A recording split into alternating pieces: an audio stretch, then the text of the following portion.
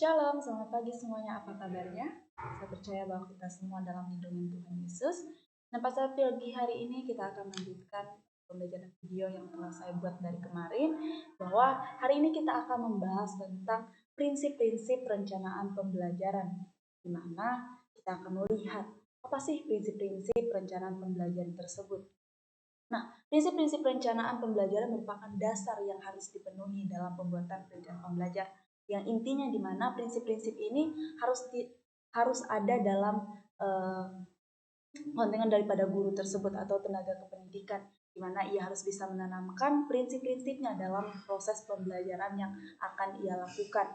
Di mana kemarin kita sudah mempelajari tentang pengertian pembelajaran, dimensi-dimensi pembelajaran, dan hari ini kita akan melihat bagaimana sih prinsip-prinsip pembelajaran yang ada itu.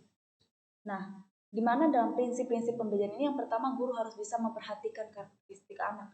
Dalam perencanaan pembelajaran harus dipertimbangkan karakteristik anak itu seperti jenis belajarnya, kemampuan, kebutuhan belajar individu. Di mana yang kita ketahui bahwa setiap pembelajaran ataupun setiap individu daripada anak-anak tersebut berbeda-beda. Kebutuhan yang mereka perlukan dalam proses pembelajarannya itu berbeda-beda. Terutama jika ada anak yang memiliki kebutuhan khusus, tentunya seorang guru harus memperhatikan karakteristik anak tersebut. Dan yang kedua yaitu ada beragam, di mana perencanaan pembelajaran itu harus dibuat secara variatif, dipertimbangkan keragaman siswanya atau mempertimbangkan keragaman siswanya, di mana seorang tenaga kependidikan ataupun tenaga guru ini harus bisa merancang pembelajaran yang lebih efektif, variatif yang tidak menimbulkan kebosanan bagi siswanya, di mana gurunya bisa melihat bahwa proses pembelajaran yang digunakan yaitu mau dalam kelas maupun luar kelas, di mana itu bisa merangsang tidak perkembangan pembelajaran, proses pembelajaran anak tersebut, bagaimana ia menangkap proses pembelajarannya, dan harus bisa juga mempertimbangkan dari keberagaman siswa ini, bagaimana dia melihat bahwa tidak semua proses pembelajaran yang bisa gunakan itu bisa membantu siswanya untuk memperoleh proses pembelajaran yang baik. Yang ketiga itu ada fleksibel, di mana perencanaan pembelajaran harus dapat disesuaikan dengan situasi dan kondisi kelas. Ya, intinya bahwa di mana seorang guru harus bisa melihat bahwa siswa saya bisa menggunakan materi pembelajaran ini. Siswa saya bisa belajar dengan kondisi kelas yang sunyi, senyap, ataupun yang ribut, ataupun yang istilahnya guru harus bisa menciptakan kelas yang kondusif.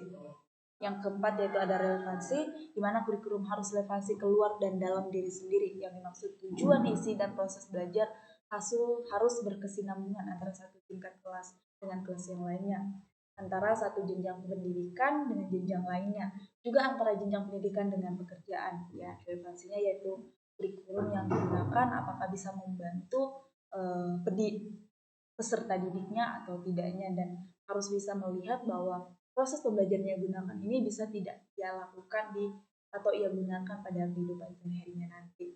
Dan yang kelima yaitu ada perkembangan. Siswa yang sedang belajar berada dalam proses perkembangan dan akan terus berkembang, sehingga perencanaan pembelajaran harus sesuai dengan perkembangan anaknya, di mana siswa itu memerlukan proses pembelajaran itu diperhatikan oleh gurunya, di mana guru melihat dari proses pembelajaran ini apakah anak itu terus berkembang atau stagnan.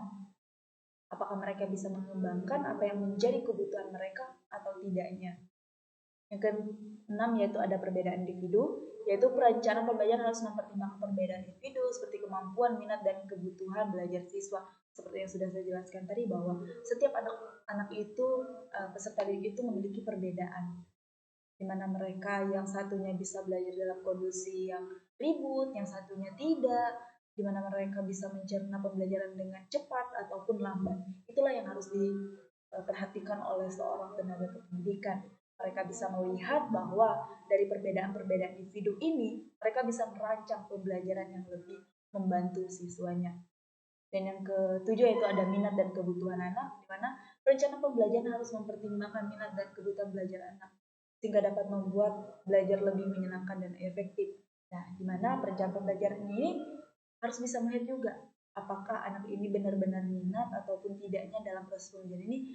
Dan meskipun dia tidak minat, seorang tenaga pendidikan harus bisa membantu anak tersebut dalam memproses pembelajarannya dia. alami pada saat itu.